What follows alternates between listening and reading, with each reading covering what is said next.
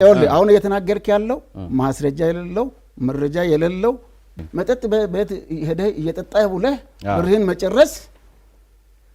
መጨረስ ስለጀመርክ መጠጥ ቤቱ መዘጋት አለበት። ስለዚህ እርሶ እንደሚሉኝ ከሆነ ደግሞ ቤቱ መዘጋት አለበት የለበትም። ቤቲንግ የሚባለውን ጨዋታስ እሱ እንዴት ነው? እስኪ በእናንተ ግምገማ አትራፊ ነው አክሳሪ ነው? እንደ ሀገር ጥቅሙ እስቲ በምን ደረጃ ገመገማችሁ? ዝም ብሎ አጠቃላይ እይታችሁ። ቤቲንግን በተመለከተ ጥቅሙ ያልከው ጥቅሙን በመመለከት ለሀገር አንደኛ ለመስሪያ ቤቱ ኮሚሽን ይከፍላል ከገቢው 15%። ለምሳሌ ዘንድሮ ወደ 368 ሚሊዮን ብር 368 ሚሊዮን ብር ከቤቲንግ ተገኝቷል። ቤቲንግ ትርፉ እንትኑ ኮሚሽን እሺ። ከዛ ወደ 350 ሚሊዮን ብር ቫት ለመንግስት ይከፍላል። ሶስተኛ ለማህበራዊ ጉዳይ ተብሎ ከገቢው 0.1% የሚከፍለው ወደ 13 ሚሊዮን ነው። ከዛ በሌላ በኩል ደግሞ ሰው ይቀጥራል። ወደ 1680 ሰው ያክል ተቀጥሯል። ከነዚህ ውስጥ ወደ 85% ሴቶች ናቸው ነው። እሺ ሰውን ይቀጥራል፣ ቤት ይከራያል። ኢኮኖሚ ውስጥ የራሱ ይሄንን ስራ ሲሰራ ኢኮኖሚ ውስጥ ገንዘቡን እንዲንቀሳቀስ ያደርጋል ነው። እነዚህ ጠቀሜታዎቹ ናቸው። እነዚህ ናቸው እና ስለዚህ አትራፊ ነው ብላችሁ ነው የምታስቡት? አትራፊ ነው። ሰዎቹ ግለሰቦቹ ካገኙት እንደዜጋ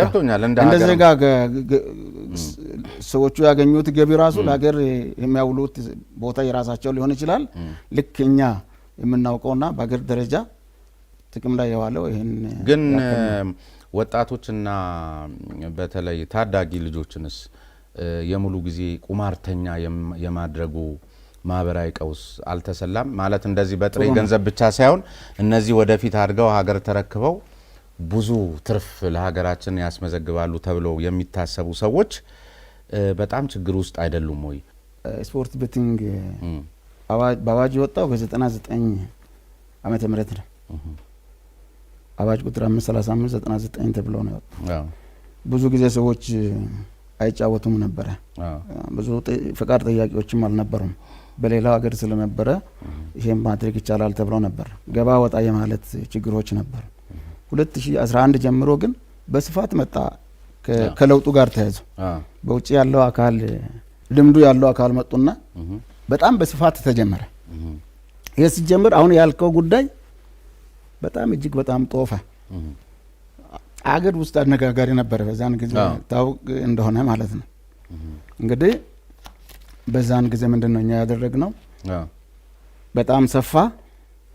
ቅድም ያልከው በየኪዮስኩም ጫውታ ተጀምረዋል ሲባል ጥናት አደረግን በራሳችን መጀመሪያ በራሳችን አደረግንና ከዚህ በኋላ እናቁም ብለን አቁመን ማጥናት አለብን። ቅድም ያልከውን ችግር መኖር አለመኖርን ማለት ነው።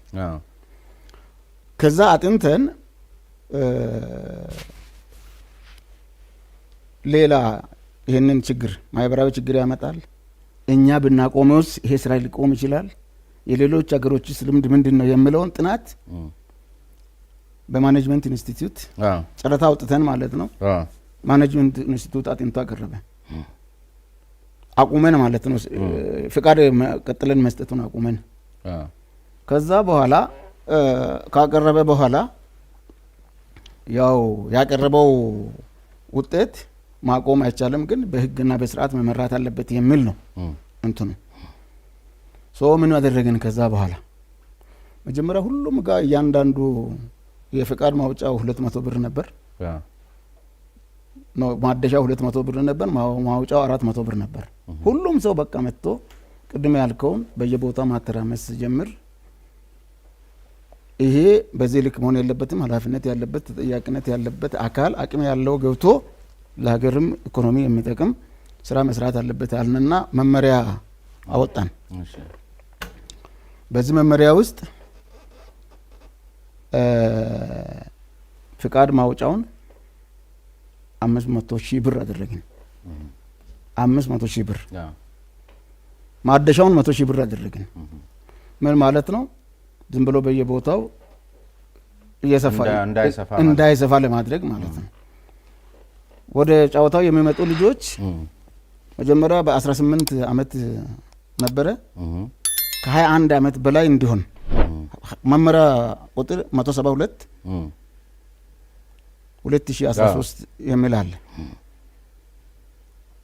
በሱ መመሪያ አዘጋጅተን ከአጫዋቾቹም ጋር ተነጋግረን የሚጫወቱ ሰዎች በኃላፊነት በተሞላበት መንገድ እንዲጫወቱ እነዚህ ወጣቶች የተባሉት ከ21 ዕድሜ በታች ያለ ማለት ነው እንዳይጫወቱ ይህን ካጫወቱ ህገወጥ እንደሆነ አደረግን።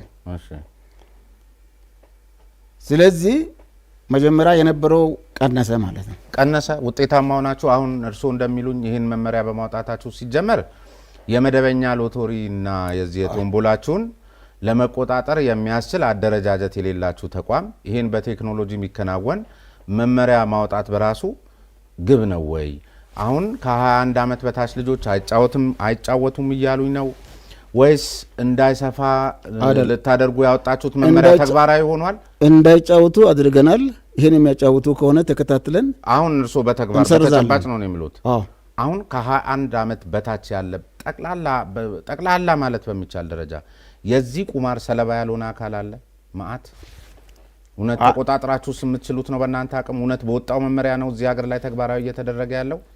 የወጣቶቹን እንቶሽ ሌላ ማሳያ ልንገሩት። ሌላ ማህበራዊ ቀውሱን ወይም ኢኮኖሚያዊ ቀውሱን ትኬት ለመግዛት ከስራ የመፎረፍ ጉዳይ ጀምሮ ጭቅጭቅና ኢንተርኔት ጉርጉራው በዚህ ስራ ላይ የተጠመደና ሌላ ስራውን ትቶ በዚህ ጊዜውን ሲገል የሚውለው የሰው ሀብት የሚባክነውን ሳይታችሁታል? አይ በዚህ ይሄንማ ሀብቱን የሰውን ሀብት እኛ እንቆጣጠርም። ጨዋታውን አቅርበን ይለታል። ጨዋታውን የምናቀርበው እንዲዝናና ነው። ጨዋታውን የምናቀርበው እንዲዝናና ነው እንጂ ሀብቱን እንዲያባክን አይደለም። ኃላፊነት በተሞላበት መንገድ መጫወት ያለበት የሚጫወተው አካል ነው። አንተ ለምሳሌ ጨዋታ ነው ቁማር ነው? ግን ጨዋታ ነው። በእናንተ ጨዋታ ነው። እሺ የሌሎች ሀገራት ተሞክሮዎችን ወስደናል ብለው ነበርና በዩጋንዳ አንድ እንትን ሳነብ ዩጋንዳ ውስጥ ያለ ጥናትና ይሄ ጉዳይ ማህበራዊ ቀውስን አስከትሎባቸው የወደፊት ትውልድን እየገደለብን ነው። ቀጣይ በነገራችን ላይ እንደ አመራር ቀጣይ ትውልድ መታሰብ አለበት። ይሄ ማህበራዊ ቀውስ ያስከትላል ማቆም ያስፈልጋል ተብሎ አሁን አንተ ባልከው መንገድ ብዙ ተነስቷል እኮ። ተነስቶ 6 መስሪያ ቤቶች በዚህ ጉዳይ ላይ ጥናት እንዲያደርጉ ተመድበዋል። ፍትህ ሚኒስቴር ሰብሳቢ የሆነበት፣ ገንዘብ ሚኒስቴር፣ ገቢዎች ሚኒስቴር፣ ሴቶች ሚኒስቴር፣ ስፖርትና ባህልና ስፖርት፣ ብሔራዊ ሎተሪ የተጨመረበት አንድ ኮሚቴ ተቋቁሞ አሁን እያጠና ነው። እኛ ካጠና ነው በተጨማሪ ማለት ነው ካስጠና ነው በተጨማሪ ችግር አለበት ከተባለ ያ ሁሉ ጥናት አጥንቶ ማቅረብ ይችላል። የእናንተ ጥናት ላይ ሀሳብ አታው ለምሳሌ ልንገሩት። እዚህ ሀገር ላይ በእኔ ደረጃ እንኳን እኔም ለዚች ስራ ለዚች ቃለ ምልልስ ባደረግኩት አጭር ጥናት በተደጋጋሚ ሙከራ በባንክ ያለው ገንዘብ ያለቀበት አባወራ ከትዳር አጋሩ ጋር የተፋታበት ሁኔታ እንዳለ ከ1 3 4 በዚህ ከተማ ላይ ብቻ ላይ እኔ ባደረግኩት ጥናት አረጋግጫለሁ። የግለሰቡ ኃላፊነት እኮ ነው ይሄ። አንተ መጠጥ ቤት ሄደህ መጠጥ ቤት ተከፍቷል እንደ ምሳሌ እንውሰድ። መጠጥ ቤት ሄደህ እየጠጣህ ውለህ ብርህን መጨረስ ስለጀመርክ መጠጥ ቤቱ መዘጋት አለበት። ስለዚህ እርስዎ እንደሚሉኝ ከሆነ ደግሞ የለበትም። ቆይ ልነግሮት ነው። ስለዚህ ስራ ያውጣ እያላችሁት ነው ይህን ትውልድ ማለት ነው አይደለም? ትውልዱ ሪስፖንሲብል ነው። ተማሪዎች እኮ ልንገሮት ያገባቸዋል። ቆይ መንግስት እንደመሆናቸው ያገባቸዋል። ለምሳሌ ትምህርት ቤት ለትራንስፖርት ወጪ የተሰጣቸው ልጆች ይህን እየቆረጡ ትምህርት እየቀሩ ነው። እርስዎ ግን እንደ ትርፊያን ያስባል። አሁን እየተናገርክ ያለው ማስረጃ የሌለው መረጃ የሌለው በጥናት ያልተደገፈ ሀሳብ እኔ ባደረኩት ጥናት በየመንደሩ አንተ ያደረከው ሳይሆን በየትምህርት ቤቱ በየክፍል ውስጥ በቤቲንግ ጉዳይ እየተጨቃጨቁ ትምህርታችን በአግባቡ የማይማሩ አካላት ማለት አይደሉም። ይሄ አንተ የምትለው አይነት ጉዳይ ስለተነሳ ይሄ ትክክል ነው ወይስ አይደለም የሚለውን ኃላፊነት ያላቸው የመንግስት መስሪያ ቤቶች እንዲያጥኑ ተደርጓል። አጥንቶ ሲያቀርቡ እናያለን። ምንድን ነው የሚለውን መጀመሪያ ያስጠናሉ። የነሱ ሲሆን ትክክል የሚሆነው የኛ ሲሆን ትክክል የማይሆነው ለምን? የማን ሲሆን ትክክል? ይሄ በየቤቱ ተማሪዎች በየቤቱ ተማሪዎችን ማን አንተም ሄደህ አላየህም? የተባለውን ነው የምትነግረው፣ የምትለው ነው የምትናገረው አይደል? መንግስት ብቻ ነው እንደ የማየት እድል አይደለም። አንተ ማየት ትችላለህ፣ አንድ ቦታ ምናልባት ልታገኝ ትችላለህ። ነገር ግን አሁን ይሄ ችግር ነው ወይስ ችግር አይደለም? ጥቅም አለው ወይስ ጥቅም ነው ጉዳቱን የሚያመዝነው? ኤቭሪቲንግ የራሱ ጥቅም የራሱ ጉዳት አለው። ይሄ ጥቅም አለው ወይስ ጉዳት አለው የሚለውን ቅድም መጀመሪያ እኛ በራሳችን አስጠንተናል አልኩኝ። ይሄ በቂ አይደለም ተብሎ 6 መስሪያ ቤቶች ተመድበው አሁን ጥናት እያደረጉ ነው።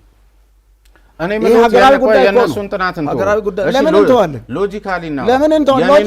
ሎጂክ ምንድን ነው? እሺ በሎጂክ እናውራ። ለምሳሌ በአቋራጭ መበልጸግን የሚያበረታታ ነው። ምኑ? ይሄ እኮ ኢንተርናሽናል እኮ ነው። በአቋራጭ መበልጸግን ያበረታታል። በትንሽ ነገር በአንድ ጊዜ ሌላ ነገር ማግኘትን የሚያሳስብ ነው። ወደ ተማሪዎች ስንወስደው ሳያጠኑ ሳያነቡ በኩረጃ ማለፍን የሚያበረታታ እኮ ነው። ይሄ ሎጂኩ ዓለም አቀፋዊ ጨዋታ ነው። ይሄ በኢትዮጵያ ብቻ ዓለም አቀፍ የተጫወተው ነው። እኛ መቀበል አለብን ወይ? መቀበል አለብን። ተቀብለናል። ህግ ወጥቷል። በህጉ መሰረት እየሰራን ነው። ኢትዮጵያ ህጉን አውጥታ በህጉ መሰረት እየሰራችሁ በህጉ መሰረት እየሰራን ነው። በህጉ መሰረት እየሰራችሁ ነው። አፈጻጸሙ በዚህ የተነሳ በርካታ ማህበራዊ ቀውሶች አልደረሱም። እኔ ቀውሱ እዚህ ጋር ደርሷል የሚል እኔ አሁን መረጃ የለኝማ። እኔ መረጃ በየቤቱ ቁጭ ማለት አልችልም። ነገር ግን ሁለቱም ነገር ብቻ የተቋቋሙበትን መስሪያ ቤት ሊመሩ ሲሾሙ መረጃ እንዲኖሩት ግዴታዎት ነው። ሁለት ነገሮችን መያዝ አለብን። መረጃ ሲደርሰኝ ማጣራት አለብን። ለምን አይጠይቁም? መረጃ ሲደርሰኝ ማጣራት ነው። ለማጣራት ይሄ ስራ ትክክል ነው ወይስ አይደለም፣ ለሀገር ይጠቅማል ወይስ አይጠቅምም የሚለውን የሚያጠና ትላልቅ መስሪያ ቤቶች ቅድም ያልኩ እኮ የተወጣጣ ኮሚቴ እያጠና ነው ያልኩኝ። እንዲያጠኑ አድርጌያለሁ። ጥናቱ አልቆ ሲመጣ ነው የኢትዮጵያ ሕዝብ የሰለቸው ኮሚቴ ተቋቁሞ ጥናት እየተጠና ነው የሚል መልስ ሰልችቶናል። በአግባቡ ይሄ እየሆነ ነው ለሚለው መልስ መስጠት ነው። ኃላፊነት ያለበት መስሪያ ቤት በየዕለቱ የዕለቱን መረጃ የመያዝ ግዴታ በየዕለቱን መረጃ እኮ ይዣለሁ። የራስን ማለት ነው። ጥናት ይጠብቃሉ። ለምን ይህንን ህግ ያወጣው አዋጅ ያወጣው መንግስት ነው እኮ እየደገምኩልህ በደንብ እንድታውቀው ነው አይደለም? መንግስት አዋጅ አውጥቶ ህግ አውጥቶ ስራ ብሎ ሰጥቶኛል። ሲሰራ ችግር ገጥሟል ወይስ አልገጠመም? አይ ህብረተሰቡ ቅድም እንዳልኩ መጀመሪያ ላይ ጩኸት አበዛ ማለት ቅድም ያልኩ የተማሪዎች እንደዚህ ሆኑ፣ ትምህርት ቤት ችግር ተፈጠረ፣ አስተማሪም ምናምኑም እንዲህ አለ እየተባለ ተነሳ። ኦኬ ጥሩ ነው። ከተነሳ ለሀገር የማይጠቅም ከሆነ መቅረት አለበት። ለሀገር የሚጠቅም ነገር ካለው ደግሞ መቀጠል አለበት። ሌሎች ሀገሮች ደግሞ ላይ ጥቅም ኖሮት እየሰራ ነው። እኛ ሀገርም ሀገርም ሶስት አሁን ቅድም ያልኩህን ውጤት ምን ውጤት አመጣ ያልከውን ነግሬያለሁ። ችግር አለው ከዚህ ከሚያስገኘው ጥቅም በላይ ጉዳት ያስከትላል ከተባለ በጥናት እኮ ነው የሚረጋገጥ። እኔ ባጠናው ጥናት ተነስቼ ጉዳት አለው አንተ ለራስህ ልትል ትችላለህ። ይሄን አንድ ሰው ስላል አልልም ባልተጠና አልልም። ሌላው አንዱ በጥናት ያገኘሁት የአወራራሽ ድርጅቶቹ መሰረት ኦሪጂናቸው ውጭ ሀገር ነው ዋናዎቹ። ይሄን አላውቅም። ስለዚህ ዶላር እያዘዋወሩበት እኛ የውጭ ሀገር ምንዛሬ እያሸሹበት ነው። አዳምጥ፣ እኛ የምንሰጠው ፍቃድ ለኢትዮጵያዊ ነው፣ ለኢትዮጵያዊ ብቻ። በኢንቨስትመንት አዋጅም የተገደበው ለኢትዮጵያዊ ብቻ ስጥ ተብሎ ነው። በኢንቨስትመንት አዋጁም ከኋላ ሌላ ሰው አለ። አሁን የዚህ የቤቲንግ ዋና መስሪያ ቤት ኢትዮጵያ ውስጥ አለ። ኢትዮጵያ ውስጥ ነው። ምን የዚህ የቤቲንግ ዋና መስሪያ ቤቱ ቤቲንግ ዋና መስሪያ ቤቱ አይ እኔ ቤቲንጉን አጫውታለሁ ያለ ሰው ብቻ እኮ ነው። እዚህ ሀገር ገብቶ ይሄን የሚሰራ ኦሪጂኑ የውጭ ዜጎች አይደሉም እንዴ? ወይም ውጭ ሀገር አይደል እንዴ ያለው? ኬንያ አይደል እንዴ ያለው? እኔ ለኬንያም አልሰጠሁም ለውጭ ሀገርም አልሰጠሁም። ፍቃድ ሲሰጥ ለኢትዮጵያዊ ብቻ ነው የሰጠሁት። ይሄኛው ከዛ ያንን ችግር ፈጥሯል። ይሄ ውል ገብቶ ነው ውሉን ይዞት ይመጣል አይደል? እያዳመጥኩት ነው አይደለም? ውል ይዟል አይደለም? ሌላ ውል የለውም አይደለም? ውሉን ሲያመጣ ባለ 500 ሺህ ብር ፍቃድ የምትሰጡት አካል ውሉን ሲያመጣ ኦሪጂኑ ውጭ ሀገር ከሆነው አካል ጋር አይደል መሆኑን ሰነድ ይዞት አይደል? የለም ሰነድ አያመጣም። እኛ ጋር የሚመጣው እኔ ነኝ የሚያካሂደው ብሎ ነው እንጂ ከሌላ ቦታ ጋር ስራ ይሰራለሁ የሚል ነገር የለውም። ይሄ ደግሞ እንደዚህ የሚሰራ ከሆነ ይሄንን የሚከታተል አካል አለ። እንደዚህ አይነት ነገር የሚሰራ የሚያጭበረብር ከውጭ ሀገር ጋር የሚሰራ ከሆነ ሌላ ይሄንን የሚከታተል መስሪያ ቤት አለ። ይሄ ኃላፊነት ይሄን አይደለም። ይሄን ፈቃድ መስጠት ነው። ይሄን ሎተሪ ማካሄድ ትችላል። ኦኬ አሁን ጥሩ መልስ ነው። የኔ ጉዳይ አይደለም በሉኝ እንጂ የእርሶ ፈቃድ የመስጠት የብሔራዊ ሎተሪ ተግባርና ኃላፊነት ይሄ ጥሩ ነው።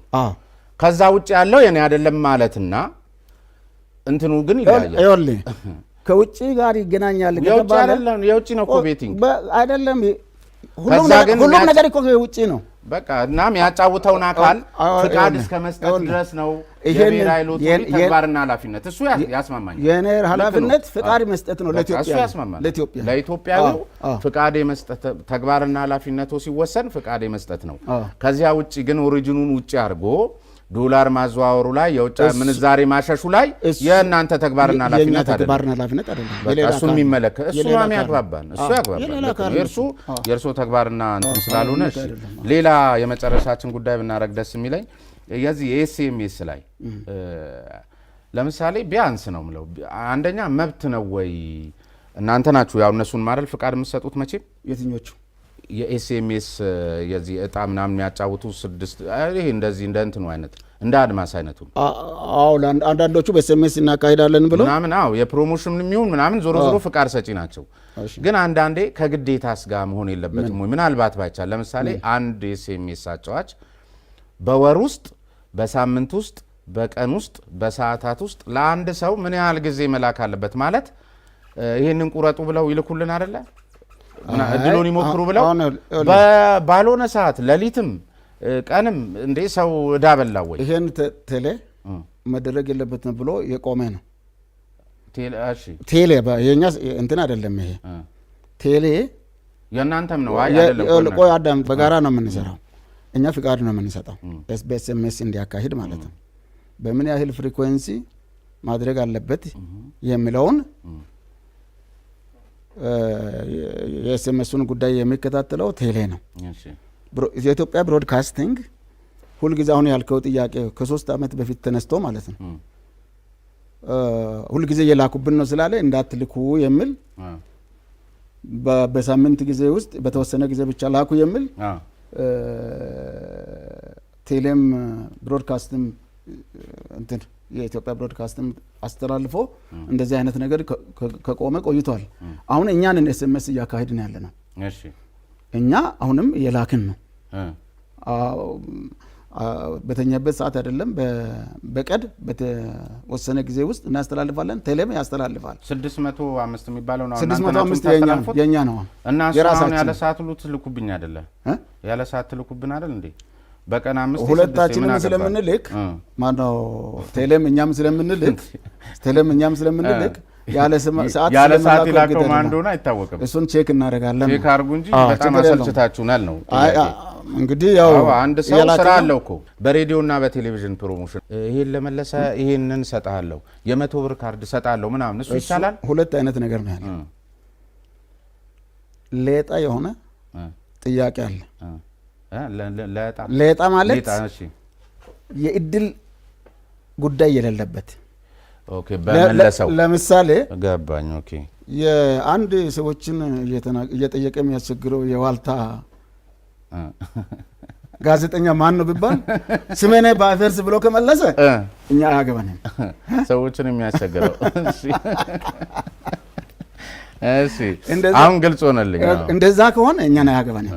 ነገር ግን የዕጣ ፓርቲ ካለው እድል ፓርቲ ይሄን አድርጋችሁ ከዛ በኋላ ከ10 ሰዎች ትመርጣለሁ ከ5 ሰዎች እንደዚህ መርጣለሁ ካለ የድል ኤሌመንት አለው። ስለዚህ እሱን እንትን እና ግን አሁን ለምሳሌ እንደዚህ እኔ ከማስቸገር ባለፈ አሁን ብዙ እኮ ሬዲዮ ምናምን ቴሌቪዥን ላይ ትሰራላችሁና እንዲህ አይነት ያልጠሩ ነገሮችን አሁን ለምሳሌ እኔን አላቅም ነበር ይቻል ይሆን ዝም ብሎ እጣ እንዲሰጣለሁ አሁን እድል ስለሌለበት ጥያቄው ስለመለሰ አሉኝ እና የኮሙኒኬሽን እንትናችሁ እንዲህ አይነት ነገሮችን ሞኒተር አድርጎ ሰው ለሰዎች ግርታ የሚፈጥሩ ነገሮችን ለምሳሌ አሁን 605 እርሶ በዚህ በኩል ቆማል ይላሉ፣ ለሁለት ደግሞ በዚህ በኩል ትልካላችሁ።